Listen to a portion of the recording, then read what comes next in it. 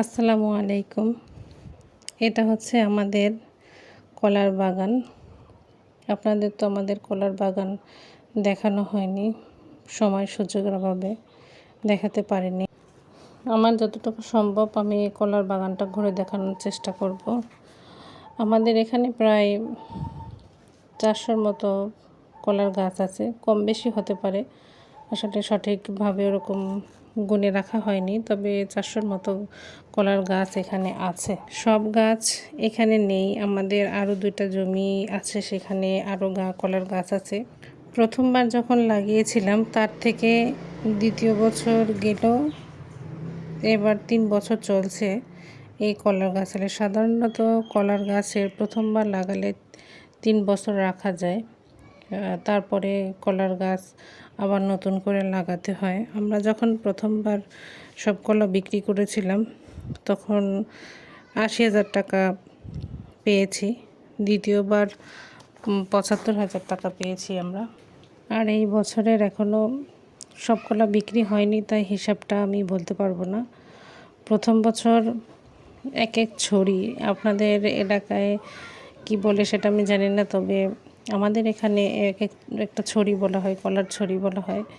তো এক ছড়ি আমরা সর্বোচ্চ 600 টাকা করে বিক্রি করেছিলাম, আর এইবার সর্বোচ্চ 500 টাকা করে বিক্রি করেছি।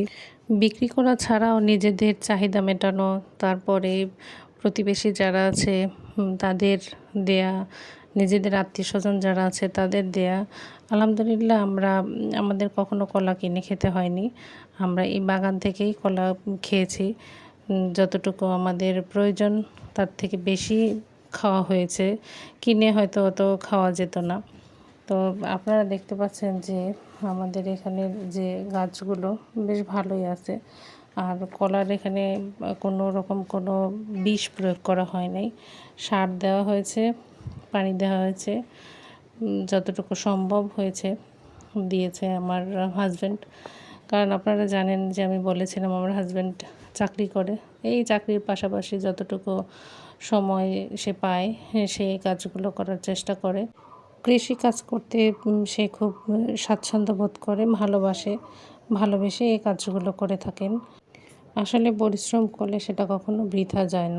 এই বছরের সব কলা বিক্রি করা হয়ে গেলে তারপরে আবার এই নতুন করে আবার গাছ লাগাতে হবে, মানে চারা রোপণ করতে হবে নতুন করে। আবার যদি নতুন করে চারা রোপণ করা যায় তাহলে গাছটাও নতুন হবে, আর এর ফলনও ইনশাল্লাহ ভালো হবে। আপনারা দেখেন যে কলার কোনো রকম বিষ দেওয়া হয়নি, তবুও আলহামদুলিল্লাহ ভালোই হয়েছে। একটা ছড়ি কত বড়, আর এর মধ্যে কলার হিসাব করা হয়নি আমার কতগুলো কলা আছে। আমি যখন ঘাস কাটছিলাম তখন উনি কলা কাটতে এসেছে, আগেই ওনার সাথে কথা হয়েছিল বলে সে সঠিক সময় চলে এসেছে কলা নেওয়ার জন্য। তো উনি এটা বাড়িতে নিয়ে যাবে, বাড়িতে নিয়ে এটা পাকাবে, তারপরে বাজারে বিক্রি করবে। আসসালামু আলাইকুম।